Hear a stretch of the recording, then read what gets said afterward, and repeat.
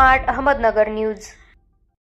भारतीय वार्ताहर ग्रामीण वार्ताहर विकास परिषदेची बैठक अहमदनगर येथे संपन्न। अहमदनगर प्रतिनिधी भारतीय ग्रामीण वार्ताहर विकास परिषद यांच्या वतीने स्मार्ट अहमदनगर न्यूज मुख्य संपर्क कार्यालय अहमदनगर येथे कार्यक्रम पार पडला। यावेळी भारतीय ग्रामीण वार्ताहर विकास परिषदेचे संस्थापक अध्यक्ष विश्वास मोहिते यांच्या अध्यक्षतेखाली ही बैठक घेण्यात आली। भारतीय ग्रामीण वार्ताहर विकास परिषदेचे उपाध्यक्ष दीपक मोहिते म्हणाले, राज्य शासनाने विविध योजना सुरू करून जनतेचा विश्वास संपादित केला।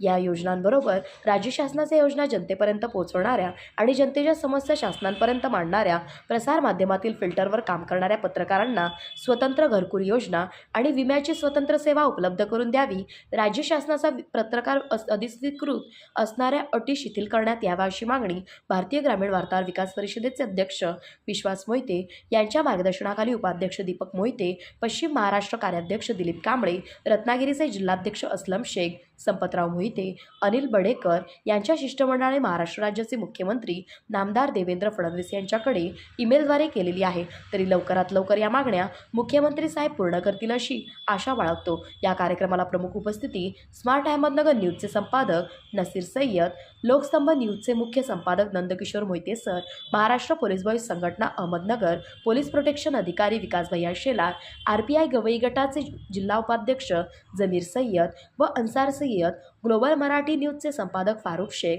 शहबाज सय्यद, लोकस्तंभ न्यूजचे अहिल्यानगर प्रतिनिधी मधुकर मोहिते सर, विशेष पोलीस अधिकारी न्यूजचे अहमदनगर प्रतिनिधी सुधाकर मोहिते सर व शेवगाव प्रतिनिधी सागर मोहिते सर व अमोल तुजारे व डिजिटल